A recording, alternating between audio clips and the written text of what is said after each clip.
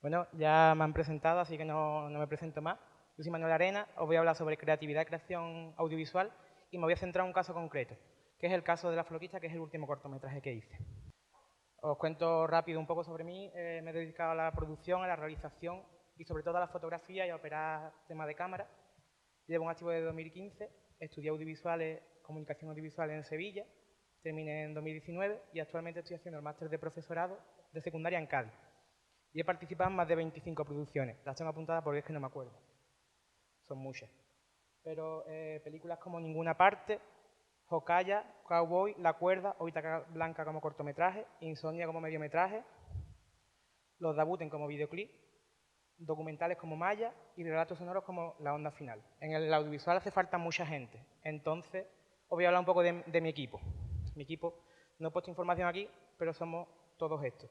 Somos más de 20 personas, entre actores, que eran en torno a 12, técnicos éramos en torno a 14, y luego curiosidades como 20 colaboradores, entre vestuario, logística, alimentación, transporte y demás.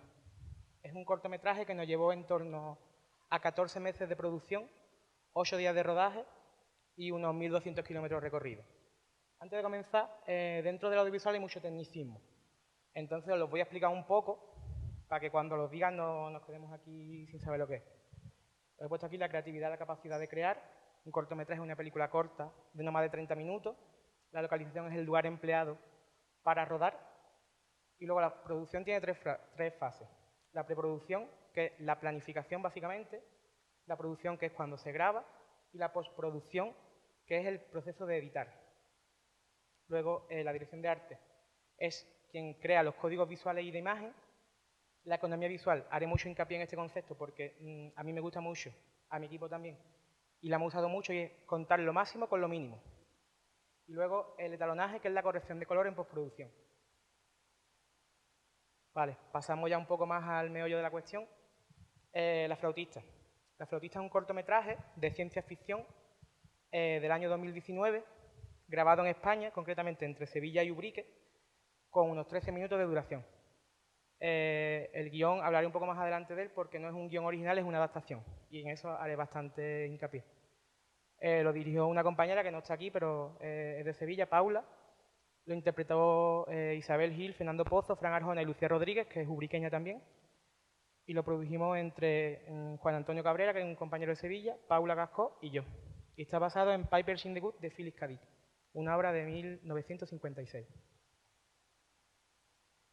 Bueno, y tanto habla del corto, habrá que ver el corto, ¿no?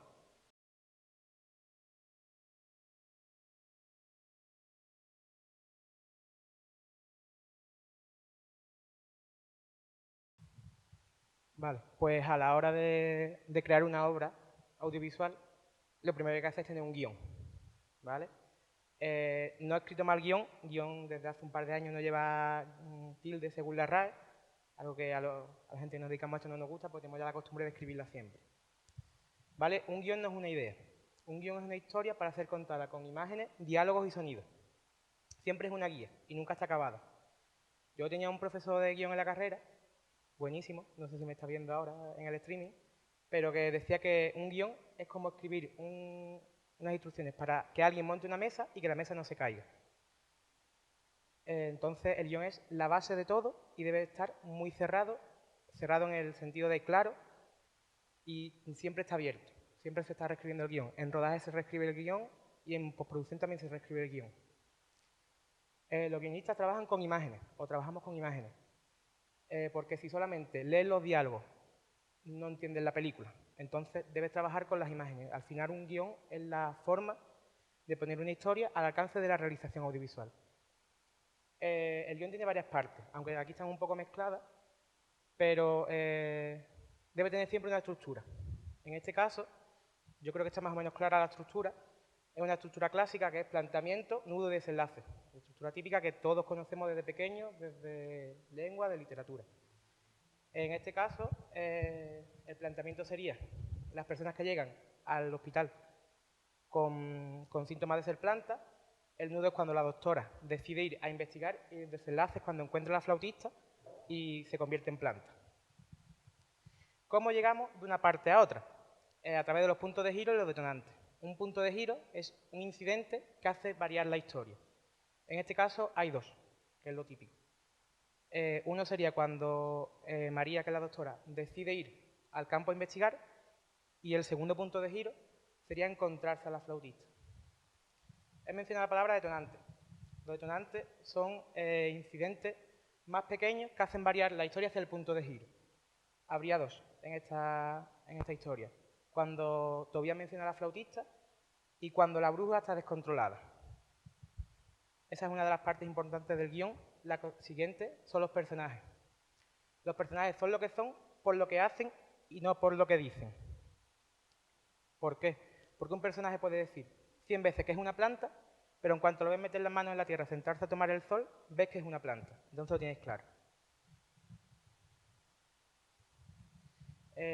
Luego, el guión es una cosa muy extensa, podríamos estar aquí hablando 3 meses. Esto es muy resumido. Tenemos dos tipos de personajes, los planos y los redondos. Los planos son los personajes que no tienen evolución a lo largo de la historia, que no cambian. Y los redondos tienen la capacidad para sorprender al espectador y sí tienen una evolución psicológica. ¿Cuál creéis ustedes que son planos y cuáles redondos en esta historia? ¿Alguien que lo tenga más o menos claro? ¿Nadie? Dime. Correcto, María es un personaje redondo porque evoluciona a lo largo de la historia. Y el resto de personajes son planos porque no tienen ninguna evolución. De hecho, las plantas solamente quieren tomar el sol. O sea, si los hubiéramos cogido de antes de convertirse en plantas, sí serían redondos, pero no lo son. Vale, el origen de este guión en concreto es una adaptación, como he dicho antes, de una obra de ciencia ficción americana que es Piper's in the Wood, de Philip K. Dick. A mucha gente no le suena a este autor, pero, por ejemplo, Blade Runner es una adaptación de una obra suya. Sueñan los androides con ovejas eléctricas, que ya es una obra más famosa de este autor. ¿Por qué una adaptación? Porque tienes una base sobre la que trabajar. Y a partir de ahí creas elementos, sustituyes otros o los eliminas, como ahora os contaré qué hicimos. Os resumo un poco el relato. El relato va sobre el doctor Henry Harris, que es un psiquiatra militar estadounidense que recibe de un asteroide espacial pacientes que dicen ser una planta.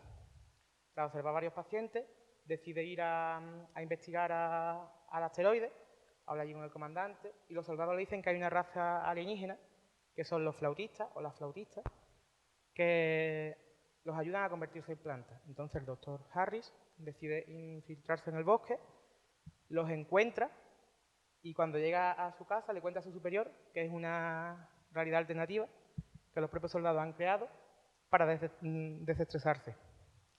Y cuando cuelga el teléfono, hace igual que María, abre una maleta llena de tierra y se acuesta sobre ella. Me preguntaréis si adaptar un libro también es creatividad. Sí, porque, como he dicho antes, coges una parte, el resto te la inventas, la cambias o la eliminas y la amoldas a tu necesidad. En este caso, hacer ciencia ficción interplanetaria era muy complejo, entonces lo cambiamos a un contexto andaluz actual, cambiando el hospital militar por un hospital psiquiátrico, el asteroide por un bosque, la Tierra por una ciudad, la base militar por una explotación de corcho. Hicimos un cambio en el protagonista, porque todos eran hombres en la obra original, y por darle visibilidad a las mujeres, cambiamos al doctor Harris por la doctora María. Luego los comandantes militares pasaron a ser psiquiatras, los soldados trabajadores, y la flautista alienígena no nos cuadraba, entonces una ninfa. Los personajes. A la hora de crear los personajes, aunque ustedes solamente veáis un poquito que sea su estética y un poquito su forma de ser, nosotros los creamos completos. Creamos desde la altura, la complexión, cómo tiene el pelo, si usa o no gafas, cualquier cosa, los apellidos. Creamos los dos apellidos, hemos llegado a crear de alguna de las direcciones ficticias. Y la doctora María, que está interpretada por Isabel Gil, es doctora en psiquiatría, decide confiada y siente empatía por sus pacientes. Y siempre se esfuerza por cumplir el objetivo. Se ve que es más nueva y que quiere esforzarse y llegar a algo. Tenemos luego a Juan. Juan es el jefe de María. Es un hombre más mayor, le saca unos cuantos años. Se ve que está un poco cansado de su trabajo y que siempre busca el camino más rápido, que en este caso sería medicar a los pacientes. opta por la vía rápida y es terco y no se preocupa, solamente quiere ir al trabajo, echar sus horas y irse. No siente la empatía que María siente por los pacientes. Todavía Fernández es el primer paciente, está interpretado por Fernando Pozo, actor de Sevilla, los tres que mencioné antes son actores de Sevilla. Él ha trabajado en una explotación de corcho, pero un día entró en el bosque y salió diciendo que era una planta y que solamente quiere sentarse al sol y meter las manos en la tierra. Este personaje, la verdad, que se parece bastante al de la obra original. Los otros dos, María, por ejemplo, es la parte sensible del doctor Henry Harris de la obra original y Juan es la parte más terca. Hemos desdoblado a ese personaje y hemos sumado referentes externos que luego mencionaré. Otro personaje que también sale, este actor es ubriqueño, David Gutiérrez, es el capataz de la finca y es un poco como Juan y como el doctor de la obra, el comandante de la obra original. El comandante de la obra original estaba a punto de jubilarse y no sentía empatía por sus trabajadores, por sus soldados, solamente veía que eran gente que no quería trabajar. Entonces, Antonio al final los ve igual, ve gente que no quiere trabajar, que solamente quieren sentarse a tomar el sol y a no hacer nada. Entonces no siente empatía. Y por último tenemos a la flautista, que en la obra original era una ninfa, una alienígena, y aquí lo hemos convertido en ninfa. Toca la flauta para seducir a la gente y ayudarla a convertirse en planta. Es mística, es un ser místico con apariencia humana y que vive en los bosques. No habla, nunca, no dice una sola palabra. Es el personaje más importante y del que más se habla a lo largo de la obra y solamente sale unos 30 segundos o menos. Antes os definí la palabra localización. En este caso hemos usado tres localizaciones principales. Un hospital psiquiátrico, que fue un hospital psiquiátrico real en Sevilla, aunque ahora se usa parcialmente, en el Parque Miraflores, el Bosque y el Río, que son una finca privada a unos 12 kilómetros de aquí, y el río que está en Taberna, una zona más apartada, y la Casa de María, que es la casa de campo de uno de nuestros compañeros. Aquí tenéis imágenes de todos los espacios. El hospital consta de dos espacios principales. Uno es la consulta real es esta, es más alargada que aparece en las imágenes, y tiene muchas peculiaridades a nivel creativo y de arte, porque si os habéis fijado, detrás de los personajes hemos puesto unos cuadros abstractos para mostrar la locura de los personajes, y detrás de los doctores hemos puesto una estantería perfectamente ordenada para mostrar la cordura de estos personajes. La iluminación, aunque hablaré luego un poco más de ella, proviene generalmente de una ventana, que es esta ventana que realmente existe, pero que hemos reforzado con varios focos, que en este caso provendría de aquí y en este del lado contrario. Dentro del mismo edificio encontramos la otra localización, que es el patio, que es amplio, son muchas cuadrículas. Desde arriba se ve, para los fans de la simetría como yo, es un sitio precioso desde arriba. Son varios patios separados por unos pasillos con techo, columnas rojas y blancas, y nos gustaba mucho el repetir, la repetición. Además de que el color nos venía muy bien con el vestuario. Y el rojo es que muestra muy bien la locura, entonces por eso nos venía tan bien. Y la ventaja es que estaba cerca de la otra localización. El bosque, estuvimos buscando, estuvimos pensando, dándole muchas vueltas, cerca de Sevilla no había nada así. Y nos gustó mucho este, por los claros y oscuros que tiene, por la densa vegetación y por la sensación mística que puede llegar a dar con un poquito de postproducción. Entonces, tras ver varios espacios, nos quedamos con este, que nos gustó mucho por eso, por la sensación mística, que es un poco la que, a mí por lo menos, cuando yo me imaginaba el libro cuando lo estaba leyendo, me lo imaginaba así. Entonces, por eso elegimos este espacio. El río igual, solamente que en la finca donde grabamos no había ningún río, entonces hubo que buscar otro cerca. Elegimos este, que la vegetación es similar, y tenía los claros y oscuros, la sensación mística, y reforzando un poquito con reflector y demás conseguimos una iluminación natural muy chula. Ya por último, la casa de María, en Sevilla, Intentamos que pareciera un piso acogedor, aunque realmente es un chalet. Lo llenamos de plantas para mostrar la transformación del personaje y también intentamos imitar iluminación natural. En este caso vendría desde aquí, porque hemos seguido esa estética durante todo el proyecto. Antes he comentado que el rojo de los patios nos venía muy bien por el vestuario. Si os habéis fijado, todo el rato los doctores siempre van de rojo, tanto en la consulta como en el patio, como María en el bosque. Mientras que los pacientes siempre van de verde, tanto en la consulta como en el campo. ¿Esto por qué? Porque la idea nuestra era mostrar la oposición entre la ciudad y el campo. ¿Cómo? Con el color. El verde siempre transmite tranquilidad, vida, y es un color menos agresivo. Por eso que usáramos el verde para los pacientes. Mientras que el rojo es más agresivo y transmite más poder y más peligro. Entonces lo llevan los doctores para mostrar esa contraposición. Por eso María, cuando se convierte en planta, lleva el mismo jersey pero en verde, para mostrar la transformación del personaje. Y la única persona que viste de blanco es la flautista, porque es un personaje puro que no está ni de un lado ni de otro, aunque realmente está más del lado del campo. Pero es un personaje que queremos que fuera puro, por eso viste de blanco. Aquí es donde más me voy a explayar, ya que la fotografía es mi campo. Con estas 3 palabras yo creo que se resume bastante bien nuestra idea. El minimalismo, porque hemos intentado hacer el menor número de planos posible. En los 13 minutos que hemos visto hay en torno a 40 tipos de planos diferentes, porque hemos intentado aprovechar al máximo. Cada vez que poníamos la cámara, intentar tirar todos los planos que se pudieran desde ahí. La economía visual y la simetría.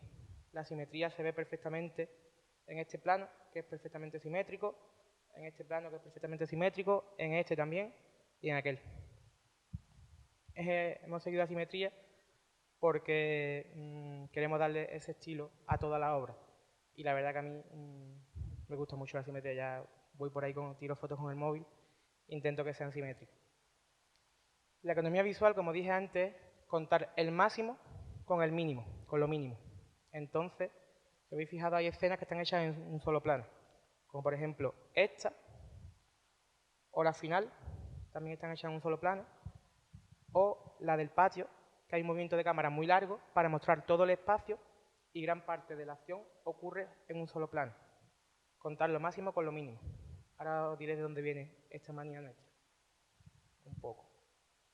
Y de fotografía, pues, aquí también, por ejemplo, este plano es simétrico, este.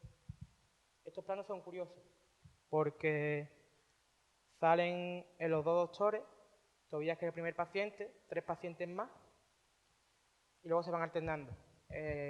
Lo hicimos con 4 planos, hicimos 8 escenas, cambiando un personaje, otro, con un tiro de cámara, aprovechando al máximo cada tiro de cámara para que fueran exactamente iguales. Iluminación. Esto es lo más complejo del audiovisual. Cuando te pones a iluminar, se te puede ir un par de horas perfectamente. Y preguntaréis que qué es esto, porque es un poco caótico. Esta parte es el despacho. Esta sería la mesa, la estantería, la puerta, este sería el paciente y estos dos, los doctores, para que os ubiquéis un poco. Como he dicho antes, la iluminación pretendíamos que fuera natural o simulando la natural en interiores. En este caso aquí había una ventana. Como había que hacer 4 tiros de cámara, el plano general, el plano de los doctores y el plano de los pacientes, decidimos que no podíamos estar cambiando la iluminación para cada plano. Entonces decidimos colocar aquí foco incandescente de 1000 vatios, 600 y 300, para dar potencia. Este, por ejemplo, está rebotado contra la pared. Un par de focos de LED hacia allá para compensar esta parte. Y luego un LED iluminando la estantería, otro rebotando la pared y este iluminando al paciente. La magia de esto es esconder los focos. Este, por ejemplo, estaba en el suelo Este estaba escondido detrás de la pantalla y estos no se ven en ningún tiro de cámara. Y luego, esta secuencia es la de la casa de María. Ella entra por aquí, pasa hablando por teléfono, vuelve aquí, se para, vuelve y aquí mete las manos en la tierra. Todo estaría lleno de plantas. La cámara va andando un poco hacia atrás y lo mismo. Intentamos hacer la iluminación natural. Entonces, como esto era una ventana real, aunque a la hora que lo grabamos el sol estaba en la otra ventana, pero pusimos el foco potente aquí, dos más pequeños, esto para iluminar el pasillo y la puerta que hay detrás, este escondido detrás del sofá para iluminar las plantas y este también para iluminar las plantas. Entonces, no te creas sombras raras y consigues una iluminación que parezca natural. Como curiosidad, hay más localizaciones exteriores que interiores en este corto. En interiores grabamos 3 días y en exteriores 5. Interiores 3, exteriores 5.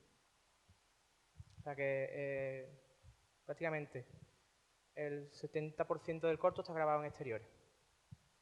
En exteriores iluminábamos con la luz del sol, con reflectores que son unos círculos como de papel de plata, que te ayudan a dirigir la luz, y a la vez tienen una parte de tela más fina para difuminar un poco la luz. La postproducción. Antes os he hablado de ella. El proceso de montaje también es creativo, porque como os dije, el guión se está reescribiendo hasta el último momento prácticamente. También se corrigen ciertos errores y se usa el etalonaje como recurso expresivo. En este caso hemos acentuado los colores como el rojo, el verde y el marrón para darle más intensidad y que resulte más atractivo y más llamativo.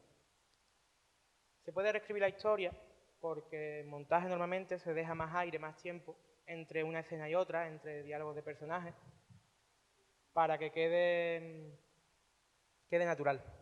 Y hay veces que estás montando, vas probando y ves algo y dices, así está mejor.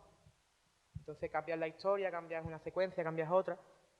Este no ha sido nuestro caso, porque nosotros utilizamos el famoso storyboard que todo el mundo conoce, pero nuestro es un guión técnico de montaje, que te incluye ya el tipo de plano, normalmente con capturas de pantalla o con fotografía, la iluminación, la acción, el texto. Es un guión que nos sirve tanto en rodaje como en montaje. Entonces, nosotros no lo usamos tanto, pero sí conozco otros cortos donde he participado que sí que han cambiado bastante en montaje la historia, o incluso en rodaje. Por ejemplo, recuerdo uno que en el último plano la actriz tenía que coger un higo y comérselo. Cogió el higo, se lo comió y salió corriendo llorando. Y prácticamente cambió el final del corto y el sentido del corto. No os lo he dicho, pero pues creo que se me ha pasado. Este corto son 13 minutos. En mi disco duro hay casi 300 gigas de material. Es un tercio del disco duro más o menos. Entonces, ordenar todo esto es una locura. Pero nosotros utilizamos la claqueta, que aquí tengo, no es la original, pero está restaurada, la que usamos,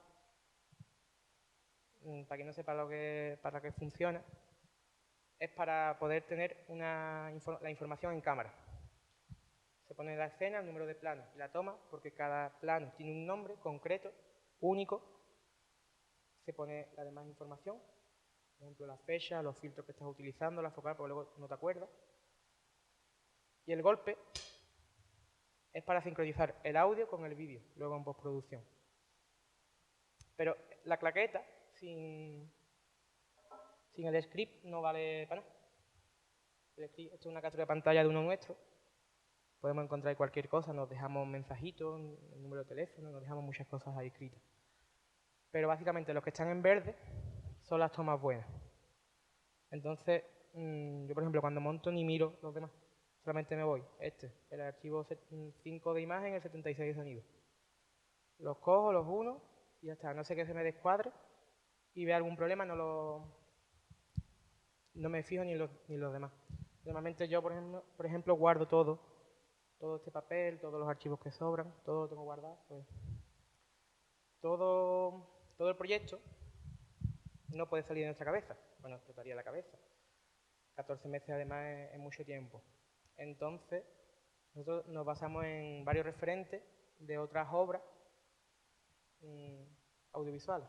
En este caso, Maniac, una serie de Netflix, en el que dos desconocidos se conocen en un ensayo clínico sobre una farmacéutico, sobre unas pastillas que les arreglarán la vida, pero que no sale según lo previsto.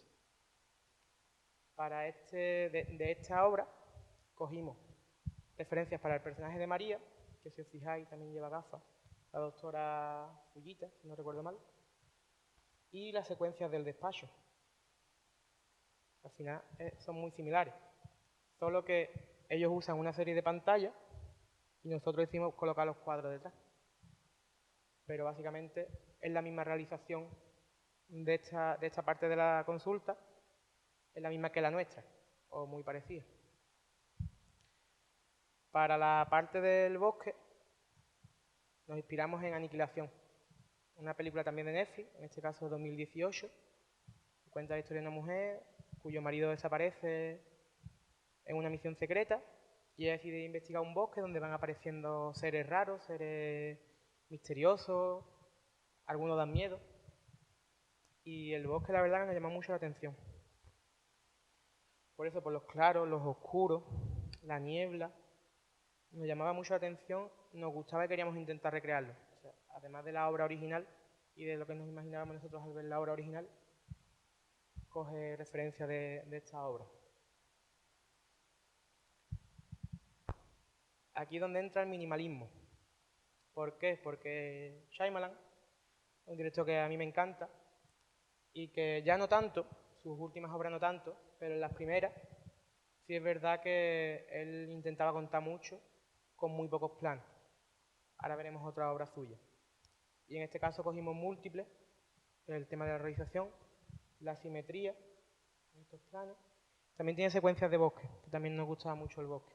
Y si no habéis visto múltiples, pues un hombre, Kevin, que tiene 23 personalidades y la 24 está surgiendo. Intentará dominar a todas las demás. Otra película de Shyamalan, en este caso El Protegido, son una saga, Protegido, Múltiple y Glass. Y esto tras un accidente, todos los pasajeros menos uno resultan heridos o muertos y un señor le plantea a David que tiene un don natural. Esta película nos gustaba mucho la realización, porque, por ejemplo, esta secuencia de las primeras de la película, en el tren, son unos 5 o 6 minutos de la cámara moviéndose, mientras él hace cosas, habla con una chica, intenta ligar con ella se va, habla por teléfono, y son 5 o 6 minutos de él, solo, en un plano. Luego, una cosa que nos gustaba mucho, que no hemos podido llevar a cabo en la realización, era el enmarcarlo todo, focalizarte mucho. O sea, poner a un personaje y marcarlo debajo de una puerta, en una ventana, o a través de una pantalla. Por ejemplo, aquí lo hace con el tren, aquí con el marco, y aquí con las estanterías así. Nuestro planteamiento para la realización era un poco otro, pero al final lo puse por el tema del minimalismo y de la economía visual. Llegamos a una parte no tan creativa, pero, como he dicho al principio de la noche, el audiovisual cuesta mucho. En este caso, teníamos dos presupuestos. Uno ficticio, que es este, que es lo que costaría de verdad que todo el mundo cobrase su salario según el convenio, que se pagasen todos los impuestos, que se alquilase todo el equipo, que se pagase todo. Serían 20.000 euros, hay gente que cuando se lo digo no se lo cree, pero conseguimos sacar este proyecto con 800 euros, que nos gastamos sobre todo en gasolina, en comida, en arte, en vestuario y en alojamiento, básicamente. 800 euros que la verdad que el Ayuntamiento de Urique nos ha hecho una mano, colaboró con nosotros y nos vinieron bastante bien, la verdad. Y eso, la gente cuando yo le digo lo que vale realmente no lo cree, pero es que este proyecto, este presupuesto es real del proyecto, está en la memoria y es ese dinero lo que vale. 8 días de rodaje, que realmente si lo sintetizamos a un rodaje real serían 4, pero claro, aquí anda un poco con quién puede, quién no puede y demás. Y ya para terminar decir que la creatividad tiene que estar presente en todo el proceso. Aquí, como habéis visto, desde el guión, basándonos en una obra original, una obra literaria, pero basándonos también en proyectos audiovisuales existentes, como las películas que os he mencionado. Siempre tiene que estar presente a la hora de crear los personajes, a la hora de decidir cómo van a vestir, de decidir los espacios donde se va a rodar y de decidir prácticamente la historia. Si no fuera un trabajo en equipo sería imposible y hay que saber que nos vamos a enfrentar a muchos obstáculos y que hay que saber solucionarlos y no ceder ante ninguno. Nuestra frase siempre de rodaje es: a problemas, soluciones. Pues surgen problemas, en un segundo surgen 6 problemas y no puedes decir no soluciones, tienes que solucionarlo, buscarte la vida y sacarlo. Y este rodaje ha sido así. Yo de verdad, lo que de verdad aprendí con el rodaje, no sé ni a grabar sonido, ni a conducir, ni a andar por el campo, ni a tratar con actores. Eso ya medio me lo sabía. Lo que yo aprendí de verdad es a resolver problemas, a ser creativo ante los problemas y a que no te afecten mucho. Intentar que no te afecten los problemas e intentar solucionarlos de la mejor manera posible. Ya para terminar, quiero agradecer a Reme, a Galería Proyecto 5, por invitarme hasta aquí, a todos los que habéis venido, porque hoy, siendo mañana fiesta y demás, es un poco jodido, pero bueno. A los que están viéndonos en streaming, que sé que hay unos cuantos, les está contestando antes. Y a Estudio 84 por la realización, por el sonido, por echarme una mano con toda la locura esta, que cada vez que se me ocurre una locura, se le ocurre algo más loco que a mí. Y nada, pues ya. Gracias.